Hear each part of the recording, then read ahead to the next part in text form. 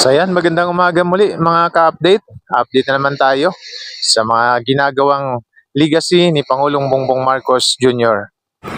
Welcome to Romis Update Channel! So mamaya po mga ka-update, meron tayong panonooring video na talagang masasabi natin na ibang klaseng Pangulo to.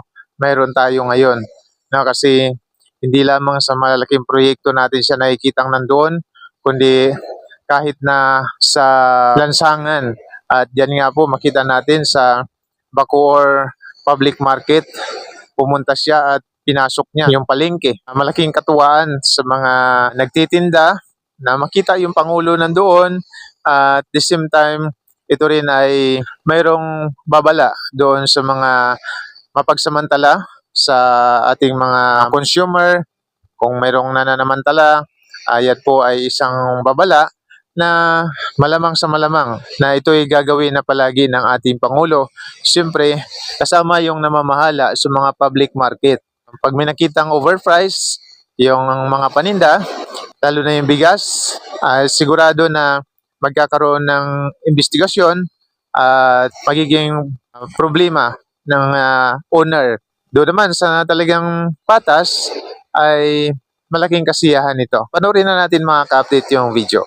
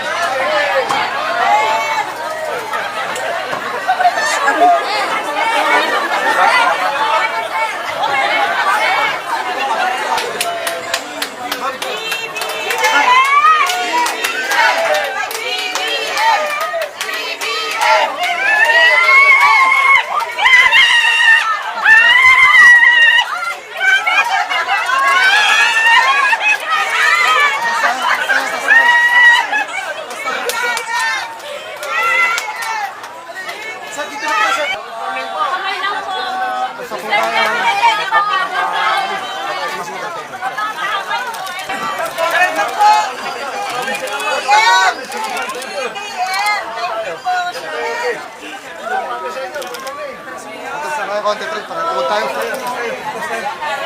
Yan. Yan. Lalaway na ako namin. Ilang na kasi ingat.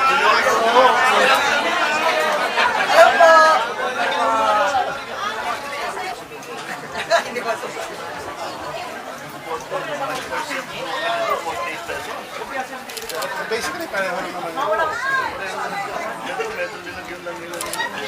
Nilagyan ng flavor, pandan flavor. Pero pinagkabawal.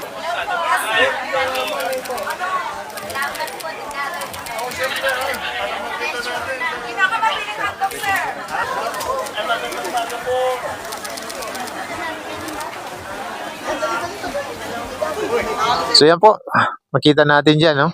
Na talagang tuwan-tuwa yung mga kababayan natin sa palengke. Although na sinasabi ng iba na hindi raw dinudumog si PBBM ng tao, ay ano yan maliit na lugar yan Makita natin yung iba nga, halos hindi na makakamay kasi busy sila sa pag-video sa Pangulo. Pahiwatig yun ng kanilang katuwaan. At doon sa isang babae na nakita natin na sobrang tuwa niya, no? Natawa talaga ako doon mga ka-update. Baga, ramdam ko yung kanyang kasiyahan, no, na ikaw nga ba naman, mayayakap mo yung Pangulo, no? So, talagang ano yan, iba yung dating sa isang ordinaryong tao na magkaroon ka ng pagkakataon na mayakap yung Pangulo. Hindi kagaya ng ibang Pangulo na magaling lang sa pagsasalita, na makamahirap, pero hindi talaga nakikita sa kanilang ginagawa. Unlike kay Pangulong Bongbong Marcos, sa kanyang ginawa, marami yung ating makukuhang aral.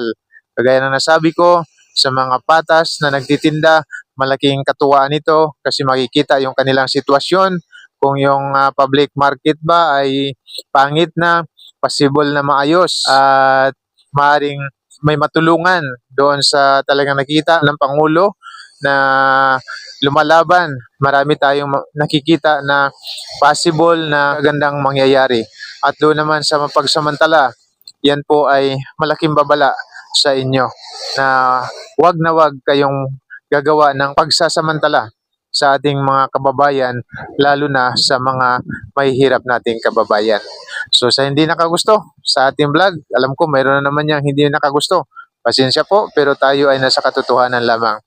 Sa nakagusto naman ng ating vlog na to, palike na lang po sa mismong video, pa-share na din po at pa-subscribe na din po sa aming maliit na channel mga ka-update. So muli po maraming salamat sa panonood at suporta. Glory to our Lord Jesus Christ and God bless po sa ating lahat.